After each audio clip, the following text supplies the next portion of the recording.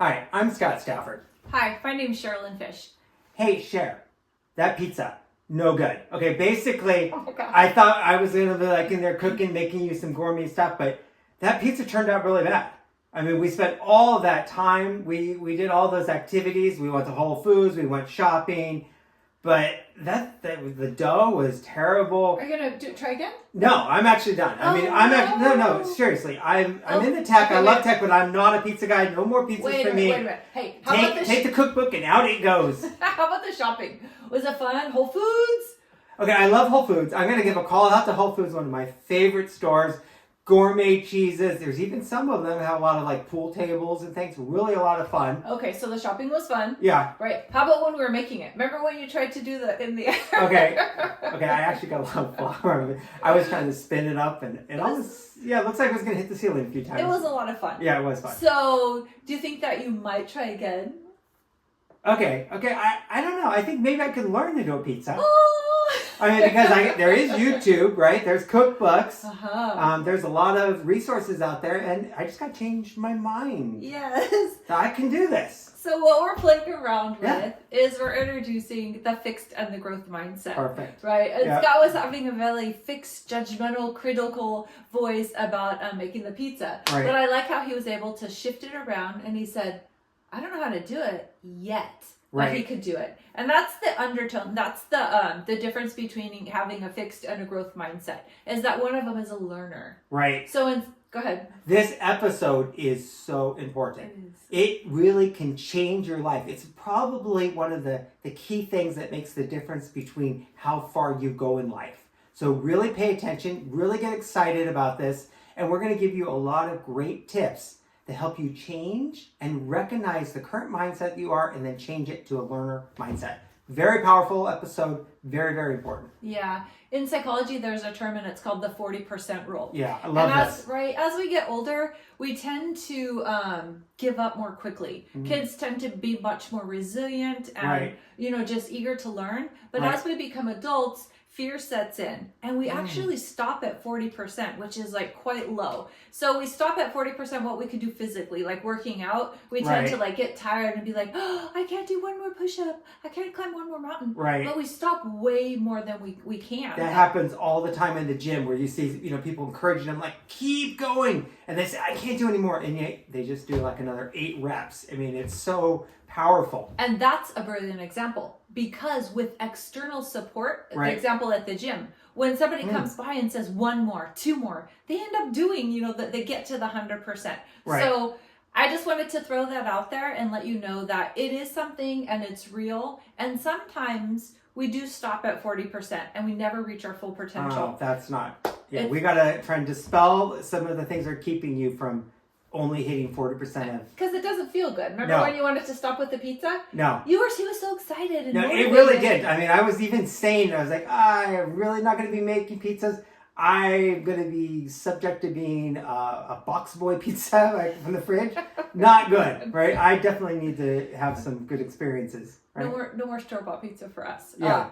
A really brilliant author, Brene Brown, wrote a book which I really love. It's called Daring Greatly. Right. And some of the undertone of the book that is that people hold themselves back out of fear of failure. Oh. And that's such a sad place to be, is that they don't even try because they're afraid of not being successful. So I just really wanted to throw that out there. With the 40% rule, sometimes that's some of the reason that adults stop.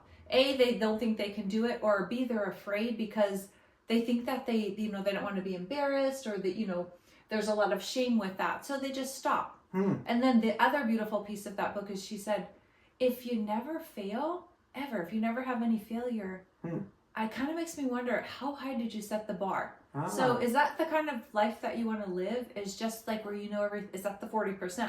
That you're okay with just being there. And we want so much more for you, in life than that. And that's what we want to talk about today. I think it's really important to recognize that you guys are in a very supportive group. I mean, we are in the Salesforce ecosystem. Mm-hmm. Most of you guys are part of that. If not, you're part of the tech world. And there's so much external support. So it is great. You need to set your bar nice and high. Don't be ashamed to raise your hand, even if you don't have the skill set right when you raise it. you can learn those skills. And Definitely. There's so many people to help support you. Yeah. So there's another saying that says success is a bunch of failures, right, one after another, without losing momentum. So it's that can-do attitude of getting up and trying again. Right. And also sometimes you do need external supports, as Scott was talking about. For me in this moment, I was Scott's external support. I was his external voice challenging a cognitive distortion. So he had a distortion, which is something that's not true in his head, cognitive. So he had a negative statement in his head. I can never do it. I don't want to make pizza. I'm going to give up. And I'm like, whoa, wait a minute. Never? And then he was able to quickly shift and say, well, I can learn. I can try again, go back to the cookbook and go back to the table, and maybe I'll even have a pizza store someday. So he had a learner mentality, which is so powerful, instead of that really fixed and judgmental mentality, which is, it's not even a fun place to be. And It's very sad because there was so much like fun along the way. And then when it got to not feeling successful and fearful, he wanted to throw it out the window. And I'm happy that he was able to bring it to the table again and say, I don't know how to make pizza yet. That's why a lot of people that are really successful in a lot of things, right? They're perfectionists, but they're so hard on themselves. They're judging themselves. And sometimes because of that, they get into that fixed mindset because they're going to be so judgmental upon themselves. So it's important to recognize it's not just for people that are underachievers. You can fall into this mindset at various times in your life or with different personality types. Yeah. Henry Ford once said that the person who thinks that he can and the person who thinks that he can't are both right. Oh, that's so powerful. That's so true. It is so true. It is so true. And it's it's almost a little scary. So I really want to have it really is a powerful episode talking about a fixed and a growth mindset, because I want for you a growth mindset, a learner. So like we said, as we become adults, sometimes fear shuts us down and we stop at 40%. But this episode is to help you get that gap of 60%. So Scott wanted to stop at not being a pizza maker. And he's like, nope, I'm not going to stop there. So I'm going to change my cognitive distortion into, I can make pizza. I can do this. I will try again. And that's kind of the undertone of where we want to go for this, is shifting the cognitive distortion. So if you're feeling negative, as you were, and he even was saying, he said, I had so much fun, like being with you, everything along the way until we got there. And then I was successful. Just judging the outcome. I really wasn't. If I'm too hard on the judgment part of it, I start to get into that over-fixed looking at it. But if you kind of look at it and say, well, how could I? And then you're always saying, okay, I can learn to make it better, right? Yeah. Just starting out that way. Don't be so hard on yourself. Yeah, and if you stop right there, then you're really going to miss out. Sometimes I use the example of my children. I have 4 sons, and they were competitive swimmers. They swam Olympic trials, all the way through college. And sometimes they would hit the wall. They would hit the wall during a race, and they'd look up at the time, and it wasn't quite what they wanted. And I would see the look on their face. And their coach would take them and they'd go back to the tape and they'd analyze it. So their external support. Okay. They'd come in and they'd look at it like, oh, what can we fix? Do you need more time in the water? Do you need to get stronger? Do we need to get another coach to help that fix that flip turn? But it didn't happen overnight. So success meant that there was failure. There was all these things against the wall, but they kept getting up. Okay, I'm going to practice more. I'm not going to miss a workout. I'm going to try harder, until they got to that 100%, that Olympic trial time, that sweet spot that they wanted. So that they didn't let the disappointment of the failure pull them away. As adults, sometimes we do, and that's the piece we really want you to press into. So when you're feeling the negative, and you'll know it, just that give up kind of attitude, if you can switch it for yourself, so write it down. Scott said, I'll never make pizzas again. I don't want to try. But the opposite of that is, I can learn to make a really great pizza. Most powerful thing that he could say. So you recognize it right there, which starts to break it down. Then you write it down, and then check this out. This is the most cool, powerful part, right? And something funny that I actually get to watch Sherlyn do so much. You'll actually get to experience this if you're a telecommuter, because there's not always someone around to retrain your mind, right? To change that program that's in there. So what do you do? Yeah. So with the cognitive distortion, I really encourage you to write the opposite. So if it's a negative thing, right. I want you to kind of look at it. So write it down. I'll never make great pizzas. And I want Scott to say, or to challenge it, I can learn to make pizzas. I don't know how to do it yet. And then the next piece is to give yourself some encouragement. And sometimes, as Scott was mentioning, sometimes, there's not people around you. There's no one around you who's going to give you what you might need. So I don't want that to stop you. Give it to yourself. I want you to write it down. Give yourself like 5 positives. I can do it. I'm smart. I'll figure this out. I'll try again. I'm not going to give up. Really just strength-based things. And then I encourage you to say it out loud. Right. Scott laughs. He's like, what is going on? Who is in her room? But I will walk around because I don't want my head to fall at the 40%. So I fail all the time, but I got to pick myself back up again. I'm like, I didn't know how to do that. Actually, it was, I was studying for my admin test and I was really frustrated. Right. And I was going down this critical thing and I'm like, no, I don't want to wire my head that this isn't something I can do. So I'm like, I need to study more. I need to go get an external support. There's that security piece that I didn't understand. Scott, help me understand that. And so I got an external support. But for the positive mantra, walking around and just saying it, sometimes you won't get it from the outside, so I want you to give it to yourself, and I want you to hear your own voice. So powerful. It is very powerful when you actually hear it auditorily. It's really important. And it's helping rewire. As we get older, and for whatever reason, there's just a lot of judgment. Society judges us, school judges us. There's always a grade. There's always this performance standard. And sometimes people take that really seriously. And they develop this critical voice where they want to sell themselves short and stop trying. Okay. So we really do need to rewire it and tell yourself, I can be a learner. So the growth and the fixed is judgmental, locked down, frozen, living at 40%.